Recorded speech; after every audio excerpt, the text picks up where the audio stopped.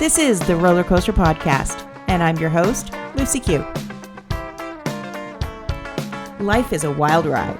It has twists and turns. It's scary, exciting, and downright fun. So throw your head back, arms in the air, and come along with me for the ride. Life is like a roller coaster, baby, baby. I wanna ride. Okay, before we get started, check out nectargrowth.com. nectargrowth.com. It's free to join, but not for long. Nectar is an extension of the roller coaster. It's where you can start your own journey of self-exploration and growth. In Nectar, you'll find different topics of interest, daily blogs, affirmations, journal prompts, and you can connect with some of the fantastic coaches that have been on the roller coaster. Soon, we'll be adding videos, meditations, live discussions, and events. Our signature course is a journey of self-improvement, and it's valued at $397. But once you join, it's available to you at no cost.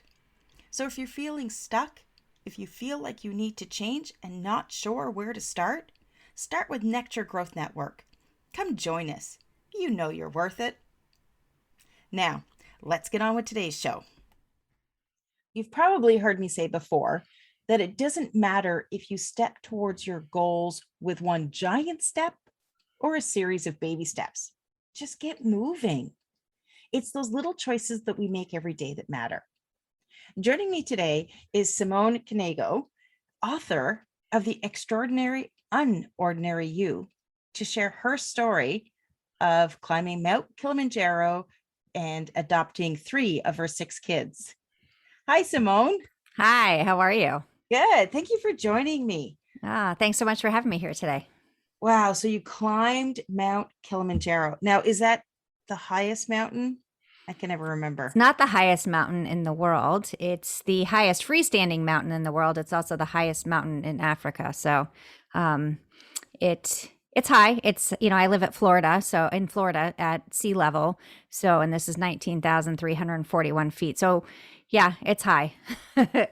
So not ever attempting to climb anything more than a small hill. How can a mountain be freestanding versus not freestanding? I think it's because the mountain ranges that connect to each other. So they have different, again, I'm okay. Nothing to do with geology here, but I just know that's what they label it. So, that makes sense. Because when you said freestanding, I'm like, yeah, there's different ranges, but okay. The one, for example, Everest is definitely, that's a lot higher. So yeah, let's just leave that one there. Exactly. When did you climb it? 2015. Oh, okay. So 6 years. How long did that take? The climb itself was 5 days up, 2 days down. I was gone for about 2 weeks, a day to kind of get there. Well, it takes a day to travel, then a day to get there and kind of, make sure I'm still ready to do this. And then a couple days afterwards to recover before getting on the plane. So yeah, I was gone about 2 weeks. Now, did you had kids at the time? I had all the kids at the time. So you had 6 kids and you decided to go climb a mountain. Yes. Holy jeez. It's, it, honestly, it's kind of one of those things where I really felt like, let's do it now. And a great example for them that to get out of your comfort zone. If you put your mind to something and put in the work behind it, you can do it. I am not a climber. I have never climbed anything before. I joke that I get out of breath on my steps. Right now, I still do, but. Okay, that was going to be my next question is, like, were you some sort of super athlete or where did you get this idea I'm going to go climb a mountain? No, I'm not a super athlete. I'm a mom of 6 that I do like challenges, but we had a friend who had climbed it the year before, and he asked my husband if he was interested in climbing it. And my husband said, no, thank you. Call Simone. And, and his friend called me and I said, absolutely. And then I looked at what I was doing and I was like, oh my gosh, I got a lot of work to do here to get my butt into shape. And so, that's what I did. I spent 6 months really getting myself into shape, and the kids were super supportive. Obviously, my husband was super supportive. He had to stay home with them for the 2 weeks while I was gone. But, it was amazing experience. What went into physically preparing for it? So I was at the gym every day. I would get on the treadmill at the highest incline possible. I did boxing. I did everything I could to kind of try different things that would challenge me in different ways to get ready for it. And one of the things that I did was I would wear this, it's called an elevation training mask. It's basically a mask that has some valves on the side that you can adjust how much how much air you can be sucking in. So you change the valves out and it can take you up to like 15,000 feet. So it has nothing to do with the oxygen, which is the real issue when you are climbing a mountain, the oxygen levels. But it did make it much harder to breathe. So it kind of increased my lung capacity. And I do think it helped. It was hilarious because it had a gorilla face on it. Probably nowadays, if I wore it around, people would be like, oh, that's pretty cool. But, back then, people were like, my kids were like, you're really not going to wear that in here. I'm like, oh, yes, I am. Were you already boxing and like using the treadmill and stuff like that? Or like, where were you sort of physically when you sort of started your preparations? I was doing some of it, but not to the extreme I needed to be. I definitely was not in, I could not have gone and run a 5K or anything at that point. I definitely wasn't in shape to do any of that. So I really, spent the time getting myself into shape. Of course, now I'm in COVID shape, but that's okay. We all are. So I'm going to assume that a large part of your preparations were also that mental preparation, that mindset. That's a huge part of it. And especially for me, and this is one of the things I talk about all the time, that I struggled for years to believe in myself. And it's always interesting because from the outside, people will look at you and say, oh, she's got her shit together, right? She has 6 kids. She does all these different things. And, on the inside, I'm saying, yeah, I'm not going to try that because I don't think I can do that. Or, yeah, I don't think I want to go out tonight because I don't fit in my clothes, or all those different things that would go through my head on a regular basis. And that mountain was a huge turning point for me because I think it was truly the first time that I completely believed in myself. I knew I put in the work to accomplish it. I knew my family was standing behind me. And I was surrounded by an amazing team, which was probably one of the coolest parts, is that I climbed it with total strangers through an organization called the Livestrong Foundation. So we were climbing with cancer survivors, people that were climbing in honor of family and friends who either were in treatment or who had passed away. And so that amount of inspiration as you're doing anything will push you forward. And that's really how I felt about it, is that the people that I was surrounded by really, they believed in me as well. And that kind of made all the difference for me. So while you're doing the climb, is it doing a climb or is it an ascent? What do you call it? Ascent? Is there a term for it? Yeah, I'm not a climber. I wouldn't know. While you're going up that mountain. Yep. Although you're in a team, do you still feel somewhat on your own? Like with your thoughts in your head? Because it's not like walking down the street where you can chit chat with a person beside you. Yeah. For another scene, you're kind of in a single file. So you're together, but you're alone. You're completely right. And there's a lot of things that went through my head as I was walking or even sleeping in the tent. There's times where you can't talk because it's hard to breathe. And so you're really, our leader would say that you're saving your pennies. You don't want to waste your pennies, because if you waste your pennies, you can't get them back. So you really had to kind of reserve your energy the best you could. It applies to life as well. But that really, for me, those moments where I was feeling completely exhausted, but you have the people in front of you and behind you. And even if you're not talking to them, you still feel that you're part of a team.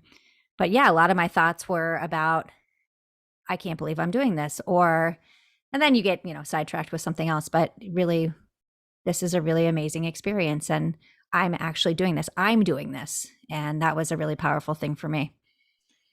Did you have any sort of major aha moments or breakthroughs that, I know you said that going there was a major turning point, but were there any little things that you figured out for yourself along that 5-day journey up the mountain? Yeah, really, when I got to the summit, it was that realization of that I'm not going to limit myself anymore. That if I believe in myself, and again, if I put in the work behind it, I'm not going to say like, "Hey, I'm going to go run a marathon and do it tomorrow." No, but if I if I decide like this is something that I really want to do, not I've had people say to me, "Did you first of all, did you think you were going to make it to the top?" And I would say, "Well, no, I thought I was going to make it halfway. That's why I decided to do it." People ask really funny questions, right? And then I would say to someone, "Well, would you want to do that?" And they said, "Oh no, I could never do that." And I said, "Well, that's not the question. Would you want to do that?" And they're like, "No, I would never want to do that." And I said, "Okay, well, use your words right, because it's not that you can't do it. It's that, do you want to do it?" And so that was one of the moments at the summit where I said that if you want to do something and you put in the work behind it, you can do it. And that was a big change for me, of realizing not what I'm doing for everybody else. What am I doing for me? The self-care part, I think, is so important that we forget about. And I once had someone ask me, "Well, it seems kind of selfish, right? You went away for 2 weeks and you left your family behind." And she said, and actually, she goes, "I don't think I'm saying it in a negative way. I'm saying it in a positive way. Like, go you, that you took 2 weeks, away to do something for yourself." So the self-care part, I think, is so important, and we forget that every day of our lives, right? We just kind of move forward with the checking the boxes, what we need to do, not realizing that the things that actually will help make us feel better are the things where we take care of ourselves and give ourselves some time. That's one of those things that we as mothers, we fall into that trap. We're so busy. Now, I only have 2 kids. I have no idea what it's like to have 6 kids. And I barely felt like I had my shit together with 2 kids. So I'm always amazed. In my family, I think I've got 2 cousins with 6 kids each, another one with 4. Like, there are big families in my family. I'm like, no, 2's good. 2's good. 2's good. I'm fine. But it's one of those things that I find a lot of us mothers do is that we are continuously putting everyone else before ourselves. And, for me, I hit that breaking point. I hit that point of exhaustion and burnout because I hadn't been taking the time to fill my own cup. Yeah. And boy, it happens to all of us. And what's really interesting is I was with my daughter. We took our youngest son to camp up in Vermont a couple of weeks ago. And so I brought my 18-year-old daughter with me. And as we were driving around and having amazing conversations, we were sitting actually at dinner one night, and there was like, we were eating an appetizer. And so of course there was a piece left. So I gave it to her, and she said, "You always do that." And I said, "Is that a negative?" She goes, "No, it's such a mom thing that you always think of me first and you think of yourself second." And I said, "Well, not always. You know that now. You know that there are plenty of times now, not that I ever think of them second, but that I will take that time for myself, or I'll be eating something and they'll say, 'Can I have a bite?' And I'm like, 'Nope, sorry, this is mine.'" And they're like, "Okay, back off. Mom's having her thing here." Yeah. So, but it's a good thing, right? Like to have our It own is little. because self-care, it isn't selfish. It's critical to your mental and physical well-being. And I'm speaking firsthand from this. I've done it the wrong way and I don't recommend it. But you have to take that time out, whether you're a parent, a spouse, or just in your own job. You have to take that time out for yourself, because it goes back to, you can't pour from an empty cup. Yeah. And And that's what we keep doing. absolutely. And honestly, the time, especially now, the times that I take that extra time for myself, I come back so much more patient. I come back so much more productive because I'm feeling good about myself. And I can see a difference. My interactions with my children, my spouse, everything is completely different because I've taken some time for myself. And of course, it takes us a long time to realize that, right? Before we get to the point where we're saying, oh my gosh, I can't do this. And then you're like, no, can't means won't. Keep moving. You got it. And we need to look at things differently. And what I say to my kids all the time is that I'm hoping that they watch, and I know they have been, but the choices that I've made when it comes to these moments where I'm like, I'm gone this weekend, I'm doing this, or I'm doing this speaking engagement, that they understand that like these are things that they can do as well, so that they can make those choices so that they feel good about the stuff that they're doing. And that's it, is that, I mean, truly as parents, we lead by example. Whether we realize it or not, our kids are watching every little thing that we're doing. And they pick up, whether consciously or subconsciously, they're picking up on those self-worth cues that we may be thinking about ourselves. And inadvertently, you're going to be passing whatever baggage you have. You're going to pass it down to your kids unless you deal with yourself. It's so true. Actually the same daughter, my 18-year-old, she was probably a few years ago, a while back, however long it was, but I was getting ready to go somewhere and she was in my room and I'm putting on clothes and of course nothing is fitting and I'm mumbling like, I can't believe you did this to yourself again. You know, you said last time you weren't going to gain weight again. And I went through this whole probably monologue and she came up to me and she said, you need to stop. She goes, the way you're talking to yourself, I hear everything you're saying. And the way you're talking to yourself, if you don't like your body, how am I going to learn to like mine? She's like, you're giving me a complex. And I was like, whoa.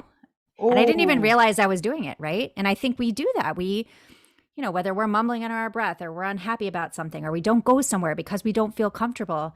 And guess what? You're right. They hear every single thing. They take in every single thing. And that was a really big awakening for me, for her to say, you're giving me a complex. And how am I going to feel good about my own body when you can't feel good about yours?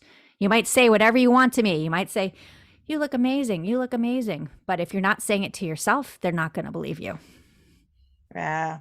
Such insight. Our kids are awesome at that, aren't they? Mm-hmm. They reflect stuff back on us and you're like, damn. I know. Where did that come from? Yeah. How come I didn't see that? How come I didn't hear that? You're right. So what do you do when those, when that voice in your head starts yapping away and you're criticizing yourself? Do you have a tool that you kind of pull out of your tool belt to silence it? So first of all, what I do now is I start my day with positive affirmations. That kind of gets me going in the right way. And I have said many times that if you would have told me 10 years ago I would be doing this, I would have probably laughed at myself because I did not believe in this. But you know what? It sets up my day for success. And when that voice starts talking, telling me, oh, you shouldn't do that, or don't eat that, or don't, I really do just say, think about all the amazing things that you've done. Think about all the cool things that you're doing. Think about the impact that you're having on your children. Don't listen to the voice. It doesn't matter. Those things don't matter. Okay, so I'm going to have the chicken wings. So what? Have the chicken wings. Do you want the chicken wings? You want the chicken wings. Have the chicken wings and don't criticize yourself later for it. But there's constantly chatter, right? That's how it works. But I really do kind of say to myself that these are just thoughts. They're not reality. And I can't let my negative thoughts become reality because they're not real. And it's funny because my head goes into really weird rabbit holes sometimes. And I started thinking last week, because I was doing the same thing. I was beating myself up because, I've got curves. I'm on the upswing to 50. That's just what happens. I do my best, but life is life. And I thought to myself, I'm like, wait a second. What happens if I am physically seeing a different version of myself than what everybody else sees? You know how two people can look at the same painting and see something completely different? what happens if that's what it's like with a reflection of ourselves, that we're seeing a version of a painting of ourselves and we're only focusing on the negative, but the rest of the world, they're seeing something completely different. And I think you are completely right, because I used to do that for a long time where all I would see was the negative things. So part of my morning affirmations is finding something that I like about myself. Most days there's a lot more than one thing these days, which is a really great thing. But there were days where it's like, okay, what's that one thing? Okay, your eyes, your eyelashes, your eyebrows, whatever it is, something. Because I've had people say to me, what if there's nothing? I said, there can't be nothing. There is something. Your hair, your, whatever it is, it's something that you like about yourself in that moment that will move you on to looking at other things that you're like, wait, I like that too. But I do agree that I think that when we look at ourselves in the mirror and we feel negatively about ourselves, we're only going to see the negative things, right? Yeah. And if we feel positive, we're going to see what everybody else sees, because that's what my kids see. My kids don't see the negative stuff. They're like, you look amazing. Or when I'm like, oh, I don't know if I should wear this. Why not? You look amazing. Just wear it. And so I totally think it's our perception, and we need to get over it, because, we're so much better than that. You know what it makes me think of? Do you remember? I don't know if you saw the movie Nanny McPhee with your kids. Of course. So yes, the character, Nanny McPhee, she shows up and she's, I don't know what the right word is. She's her appearance is a little scary, let's say. And I think what she said to the kids was something along the lines of, when you need me but don't want me, I'll be here. But when you want me but don't need me, I'll be gone. Mm-hmm. And as the kids started to accept her more, her appearance changed. And at the end, she was the beautiful self that she really is. It's just what the kids were needing to see. And I thought that was the same for us, that maybe we're seeing the initial Nanny McPhee in ourselves and not the beautiful person that we really are. Yeah. And what a great analogy for it, because I do think that. I think that we are so hard on ourselves and we don't give ourselves credit for who we are, what we're doing, the differences that we make every day. The small, sometimes, we always think that we need to do these grand, glorious things to make a difference in the world. And waking up every day and the way we behave in front of our children, the way we model ourselves, we're raising the next generation, right? So how we really affects how they're working theirs can go through with positivity. I really think it's Simone, I know. Oh, we just lost Simone. I know before we got recording, Simone had mentioned that there's some really bad thunderstorms in her area, and she wasn't sure what was going to happen with electricity and internet. So unfortunately, I think we just lost Simone. But that's okay. We were sort of getting to the end of our time. So if you're looking at connecting with Simone, and definitely you're going to want to pick up her book, The Extraordinary UnOrdinary You. Make sure you check out the show notes. I'm going to have all of her links in there. You can find Simone on Facebook and Instagram. And I'll also have links to her website where you can pick up her book. So thank you for joining me for this episode, and I'll catch up with Simone another time. Thanks for listening to this episode of the Roller Coaster Podcast. Want to chat or share your ideas about today's show? Pop me an email at hello@therollercoasterpodcast.com. Don't forget to connect with me on Facebook and Instagram at The Roller Coaster Podcast. Our theme song, Roller Coaster, was performed by The Lucky Setback. Audio editing by the one and only Jeff Quigley of Quigley Creative. Life is like a roller coaster, baby, baby. I wanna ride, ride, ride, ride. Life is like a roller coaster, baby, baby. I wanna ride, ride, ride, ride, ride, ride, ride.